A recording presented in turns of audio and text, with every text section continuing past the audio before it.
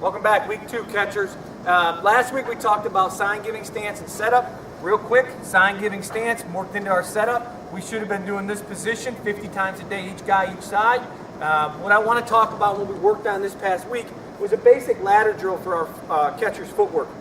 So the footwork that we use with our catchers is what we call our jab step. For us, there's 3 different footworks that we always introduce to our players, and I try as they get older to let them make their own decision as to what they're most comfortable using. For us, there's a jab step is the one I teach all of our players, but there's also a replacement and then a jump pivot, which is really a difficult footwork to master just because of lack of arm strength. So what we're going to work on today is just introducing the jab step to all of our players. From a stand-up position, our jab step is basically taking our right foot, putting under our chin. So it's in this position. That right foot forward, work into this position to throw. When we train, I think it's tough for us to do so much knee work where we're down without getting fatigued.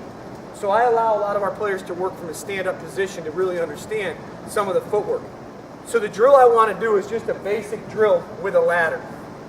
So we'll put a straight ladder down, and I want to start with my feet outside the ladder so that the rung is inside my insteps, and all I want to work on is jab step under my chin into the first box. So it's jab step, first box, throwing position, skip a box. Forward, hands out, a little bit quicker now, into a throwing position.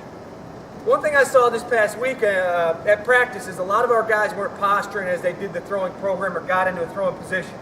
What I mean by that is when you get your foot down, foot strike, and ready to throw the baseball, you got to keep your core strong. If you end up in this position or a soft position, you're not able to throw that ball 127. So we want to try and make sure that as we're working, I'm in this good throwing position.